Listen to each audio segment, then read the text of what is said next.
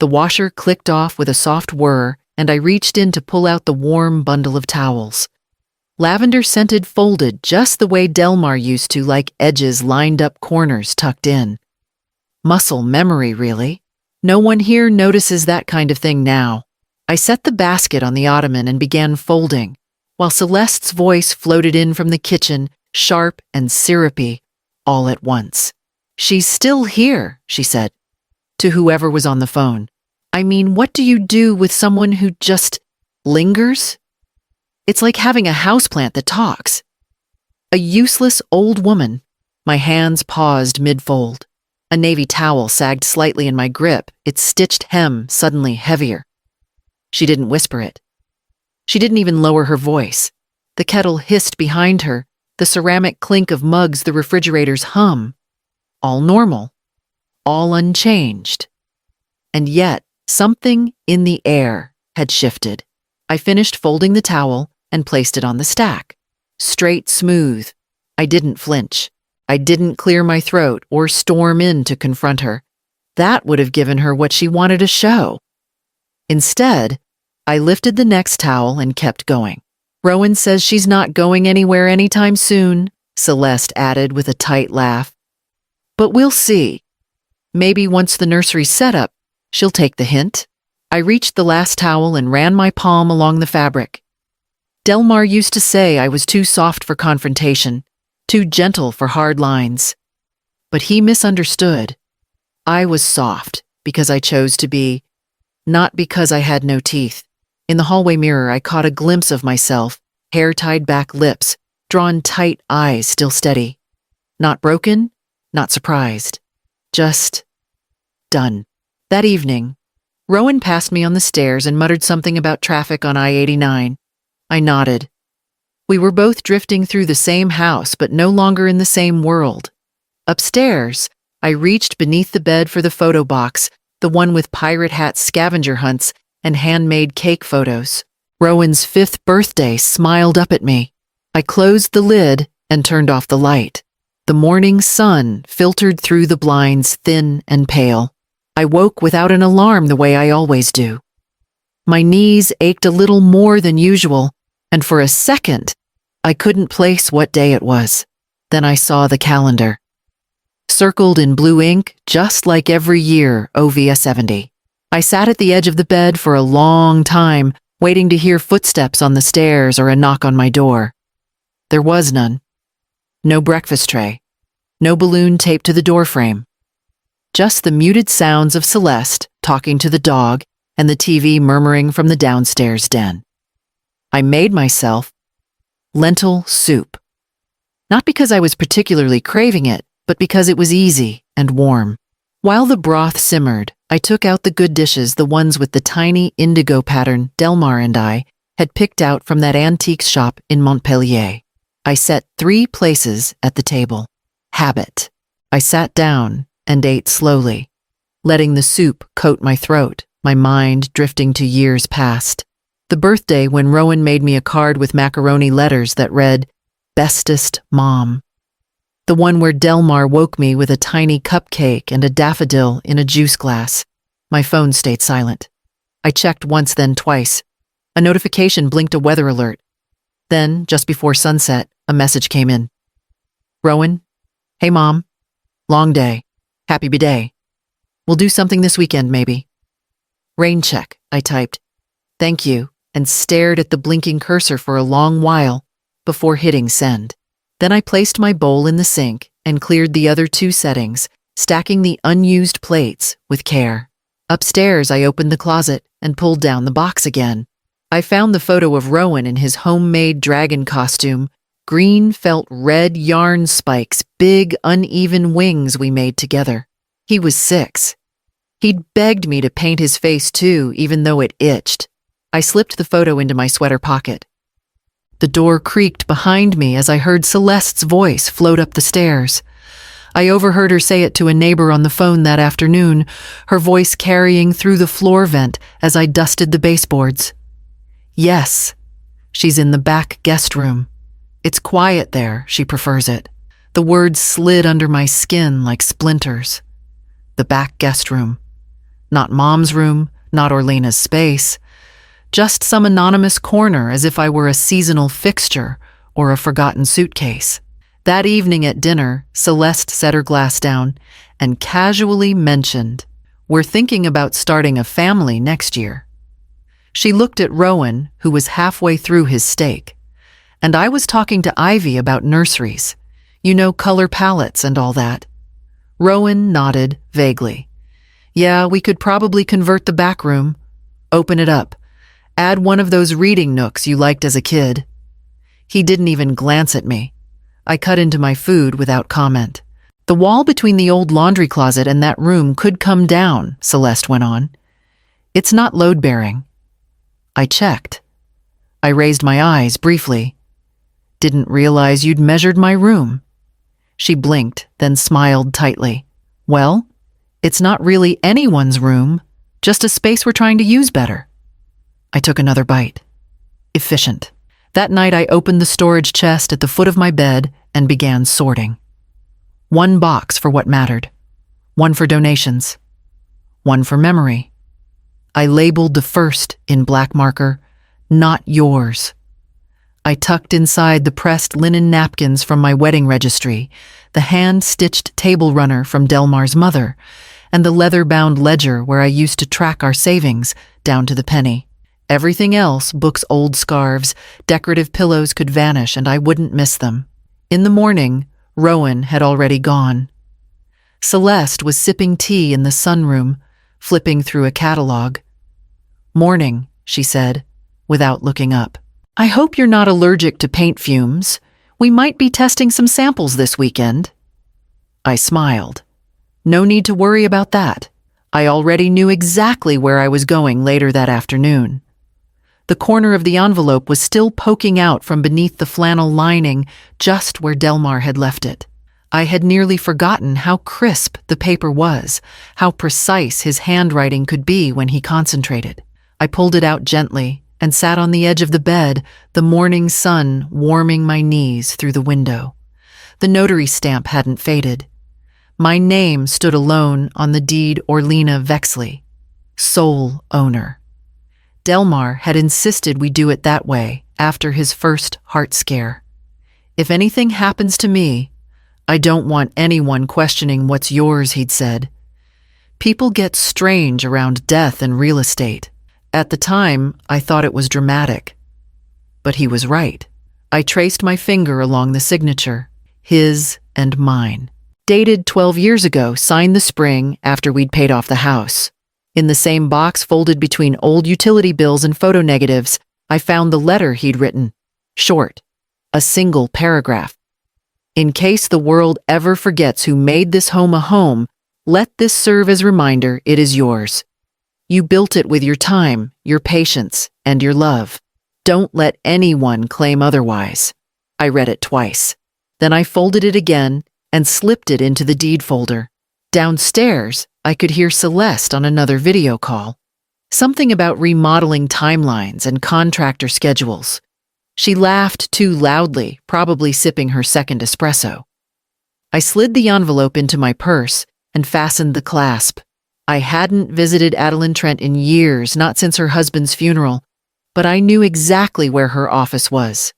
Just off Main Street next to the florist's, where Delmar used to buy me a single sunflower on Thursdays.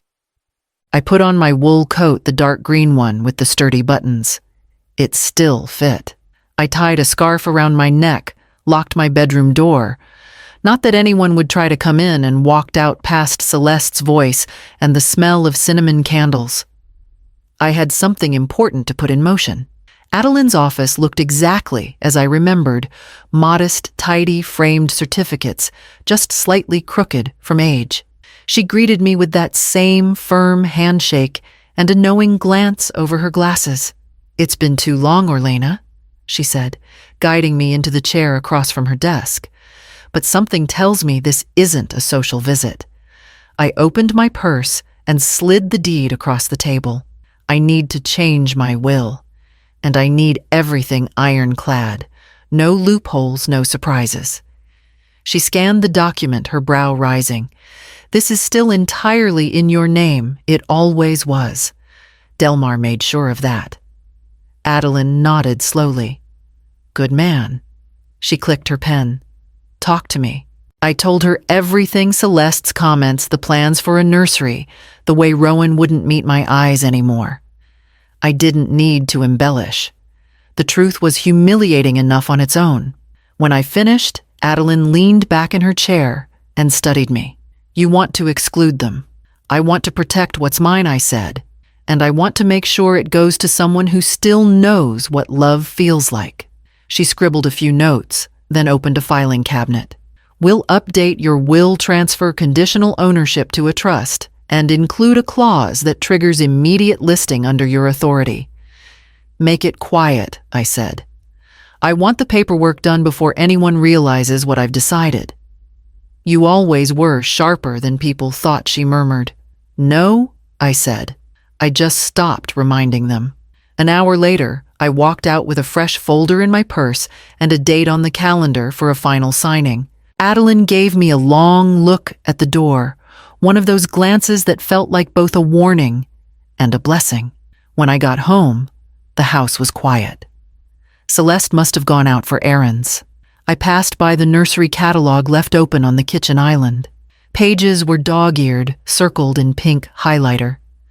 Soft neutrals for a calming presence. I closed the book gently and returned it to the drawer. Then I called someone I hadn't spoken to in years. It was a Saturday, when I heard her voice rising in that rehearsed, airy tone she always used with guests. I had just returned from the market with a bag of pears and a carton of milk when the front door creaked open, followed by a flurry of laughter and heels on the hardwood. Come on in. Watch the step. Sorry, it's an older home, Celeste said sweetly. But it has so much potential. We're going to update it all once it's officially ours. I paused in the hallway, half hidden by the coat rack. This part, she continued, we're thinking of taking out the wall to make a more open living space. Rowan wants an office with built-in shelving. And this room here, her tone dropped a notch, used to be where his mom sleeps. But she's not going to be here forever. They all laughed, light, casual, dismissive. I carried my groceries into the kitchen and set them down slowly. I didn't make a sound, didn't interrupt. I just listened. She pointed out the bay window she planned to turn into a breakfast nook. Mentioned replacing the kitchen tiles. These are a little dated. They were the same ones Delmar had laid by hand over 2 weeks using a chalk line and a level so precise it still made contractors nod in approval. One of the guests asked, "What about your mother-in-law? Won't she mind?" Celeste hesitated. "Oh, she's low maintenance. She mostly keeps to herself. She's used to simple." I stepped into view. Then not loudly, not with anger. Just present. The conversation stumbled. Celeste turned and blinked at me like I was a shadow she hadn't expected to cast. "Hi, Orlena," one of the women offered. "Lovely home. Thank you," I said. "It's been mine for a long time." I opened the fridge, took out the milk, and poured a glass with deliberate care. No one spoke. Celeste cleared her throat. "We were just talking possibilities." "Of course," I said. "Every house has its options, and every option has its consequences," I thought, as I returned to my room and reached for the deed. The next morning, I woke before the sun. The house was still the way I liked it best. I moved slowly through the kitchen, measuring out flour and mashing bananas for bread, the way Delmar always liked it. No walnuts, just cinnamon and vanilla. I left the finished loaf cooling on the counter beside a sticky note in my handwriting. "For whoever still has a soul." Celeste wouldn't read too deeply into it. She never did. Back in my room, I opened the top drawer and pulled out the folder Adeline had given me. Everything was signed, notarized, and ready. All that remained was one phone call. I sat on the edge of my bed, the morning light creeping up the window pane, and dialed the number from memory. Vince Hargrove speaking. "Hello, Vince. It's Orlena Vexley. I'd like to list a property." There was a pause. "The house on Winder Road?" "Yes," I said, calmly. Market value, discreet listing, only direct inquiries, and all contact comes to me. Understood, he replied. You'll get the draft documents today. Good. I paused. And don't answer any calls from a woman named Celeste. If she reaches out, refer her to me. He chuckled lightly. I remember your style, Orlena. You were always 2 steps ahead. I just stopped waiting for permission, I said. We hung up, and I exhaled slowly. No ceremony, no fireworks. Just a signature, a phone call, and a shift in power no one saw coming. Later that afternoon, Rowan returned from work and muttered something about meetings and deliveries. Celeste was out getting samples for nursery wallpaper, still lost in a vision that no longer had a foundation. I sat in the sunroom with a cup of tea, letting the steam blur the edges of the morning. The real estate documents arrived in my inbox at exactly 3:06 p.m. I read through every line signed where needed and hit send. The house wasn't just mine again. It had never stopped being mine. And now, for the first time in years, I felt what I hadn't felt in a long while. Not bitterness, not anger. Relief.